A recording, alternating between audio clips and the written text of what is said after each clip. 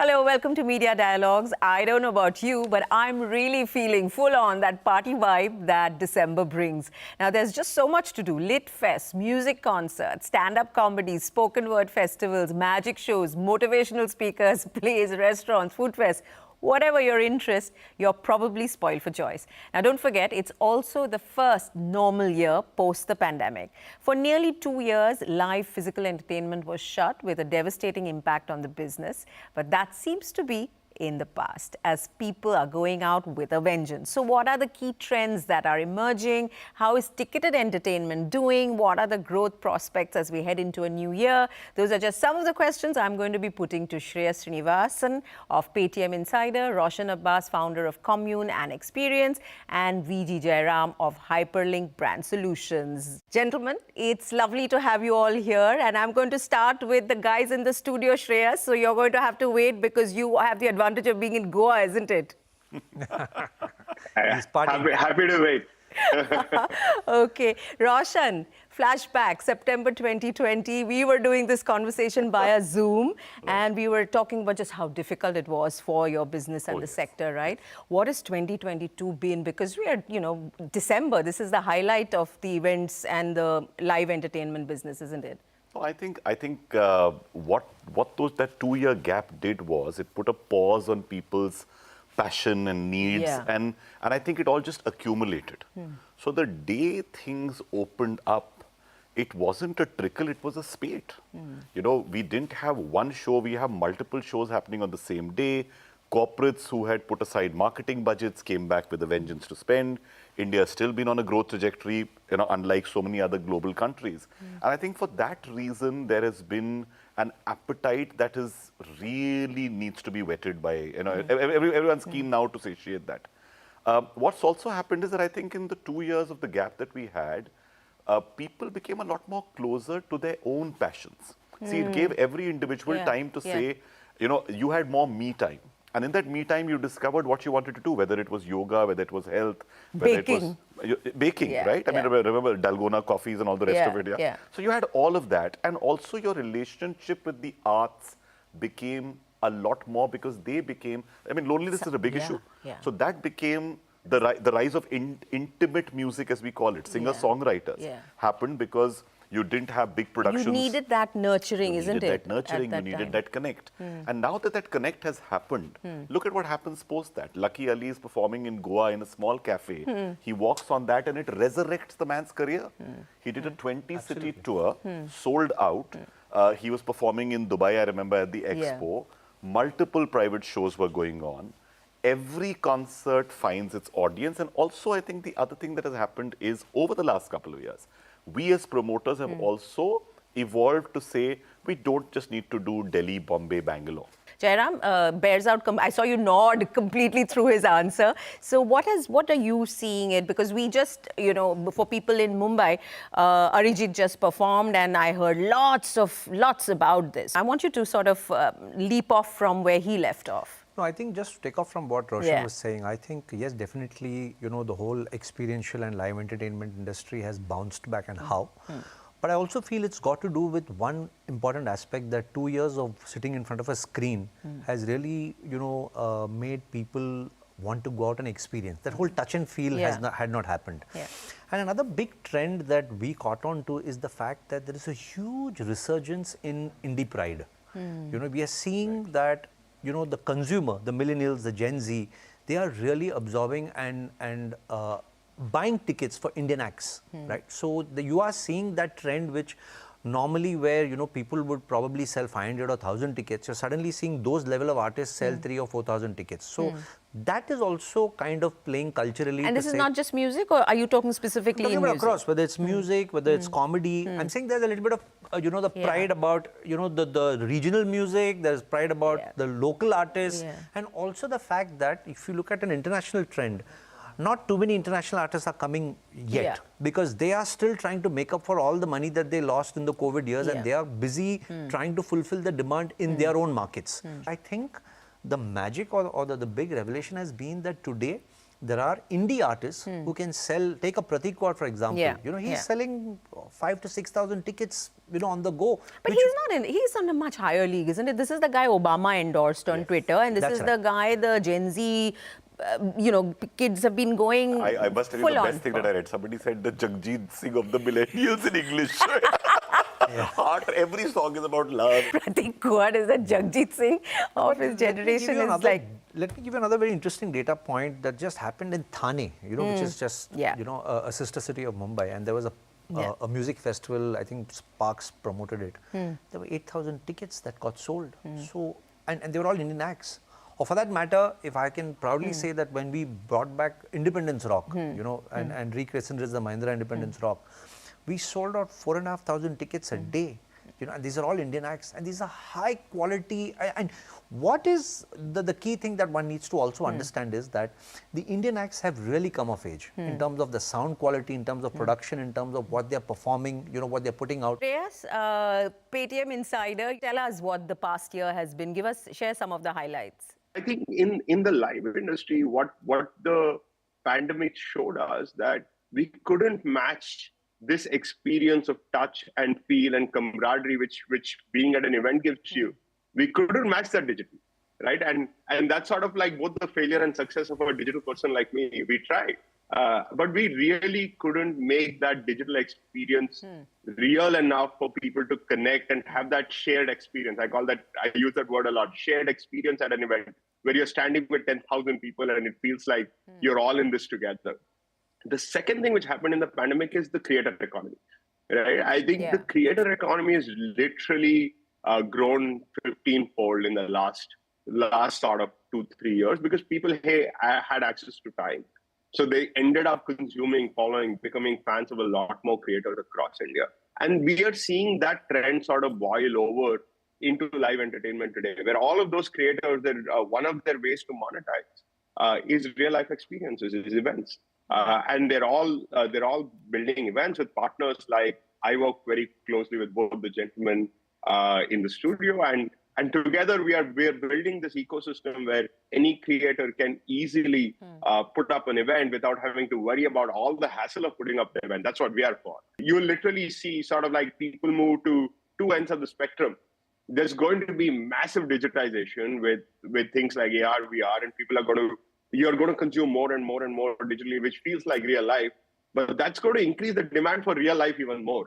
People are going to say, okay, there's always limits of this headset. There's always limits. Like this headset's never going to feel like a hug, right? And I want that experience from a headset to a hug. And I think like that's why this will become more premium. This will go to more cities because people don't work in Bombay anymore. People like me have moved to other cities, right? There are lots of people like me who now very soon you can do a huge concert in Agra because there's a lot of people who moved from Delhi to Agra. Right. A lot of people in Jaipur. So what the pandemic has done is fundamentally shifted the entire country in a way, and I think this industry's come out better for it. So, you know, when I read the FICCI Frames report that comes out at the start of every year, Roshan, it says that the live entertainment industry is half the size that it was in 2019, and a full recovery to those levels is probably a year away still, right? What do you make of that? Because I heard a quote where I think they quoted you saying that it's a hockey stick recovery. So give us a sense of the scale of this business today. So see, they were roughly at one point in time, they were saying it's roughly going to be about 10,000 crores. But now when it has reduced, and at one point it was as low as 3,000 crores, and it's very understandable because if nothing is happening live, what you're doing is equivalent to broadcast. And you know, and Zoom doesn't make for an event. What has happened is that very often these reports, you know, I mean, there's that famous quote, right? There are lies, damn lies, and statistics. So these statistics end up coming from 30 or 40 event people who you've spoken to. We have, for the longest time, said that there is a real need to relook at just our industry because yes, there is organized entertainment, but apart from that, and this figure is for organized entertainment. What they have put out and what you're saying is small. But if you first just look at just the sector of organized entertainment, which has concerts, corporate, etc., which takes place, that by itself, I think, is a 3x growth minimum is what is predicted to happen from the base. Yeah. But at a very recent convention, at the EMA convention, which I was the president of, a couple of months ago, a consultant from a very well-known, from EY, in fact, turned and said, you can add a 0 to any number as long as you really just go into this business. And it's true. So that 3,000 could be 30,000, right? I mean, that 5,000 can be 50,000 if you really just track what's happening. So you're in December 2022, are you back to 2019 levels for the size of this industry? I would say, in fact, beyond. Yeah, I think we are seeing a massive growth. There is no doubt about it. So yes, are we back to 2019? Yes, I would say almost 95%. I would still feel that there is that 5% that can happen, but the reality is also that nobody just has any time. We are refusing work. And it's sad that we're having to do that, because it's just that the industry also, is kind of consolidating itself, because post-pandemic there have been a lot of agencies that have either, shut down, moved out, gone away from that business. So there is a recorrection of a recalibration of that also happening. But I think I would just definitely put my money on the fact that's why we started Hyperlink, right? So I'm just saying that, and I think the event industry is a pretty resilient bunch of people, and honestly, no support from the government. Every other industry is getting support, but we are the ones that fend for ourselves and no, but even the multiplex guys didn't get support, and they've really taken a very, very hard knock, as hard as you guys have taken, isn't it? At least and movies have still not taken off as of December 2022. So see, the issue was barring a handful of they were able to lobby for two things during the pandemic. They were able to lobby for shoots to continue. Right. And for us, even that was not allowed. And we used to keep saying that we are in the business of making people gather safely, properly. So in fact, I remember at the second wave, we actually, as the event industry, got involved in saving lives. Right? Now, putting all that aside, one thing which we all were talking earlier is this thing of saying, because we've been so close to this thing of I may die, everybody wants to live their best life. And in living their best life, in the business that we are, which is of hugs and happiness, right, of shared experiences, as Shreyas so rightly said, everybody is voting with their wallet. In fact, our strongest focus is on culture marketing and creating cultural movements. That's where the story is, and that's why today I think brands and consumers are really coming together. The convergence is happening, and people are, really looking forward for that. So it's no more about just, sponsoring a particular platform or, just doing a show, but it's about how do we build real bridges with culture, local culture, global culture, and make it an intrinsic part of the entertainment mix for people to consume. That's becoming a very, very important talking point. And I think it's no more a tick mark. Brands are understanding the value of that, and so are consumers. Shreyas, consumers is the cue to come back to you. Give us a sense of the appetite for ticket pricing, because these gentlemen earlier were explaining to me how in India, ticketing revenues are much smaller than advertising revenues or advertising support for these big, large events. So give us a sense of the consumer appetite in terms of money and what they're willing to pay for these experiences, now that we've established the fact that they want them. Yeah. So I think it's changed. I think Jairam and me, we just did the Rijit concert in Bombay, and we'd be parry that the ticketing income from that concert more than supported the event much more than sponsorship would, and that's the right trend. So what it is, two things have happened. Ticket prices have gone up, and ticket prices have gone up because by 30-35%. Okay, it's gone up significantly. But it's gone up because there is so much demand, and two, I think we've gotten better to give users the great experience. So people who have experienced it before don't mind coming again, because it's sort of like the highlight of their quarter, right? It's the highlight of 3 months going to this massive event. So ticket prices have definitely gone up. Then there is a spread of people who I think are new to the event industry, and this I think is the most healthy, interesting trend. There are a lot of events which are in the range of a movie ticket, which is around 300 to 500 rupees. These events are sort of the gateway for people to enter into experiencing events. And there's a whole section of events who have massive volume. I call them events which basically recreate a mall experience, which is about food, about shopping. And these sort of events have 50, 60,000 people attending them, paying a 300 rupees or a 400 rupee ticket over a weekend. Yeah, that's literally how much a big mall would do over a weekend.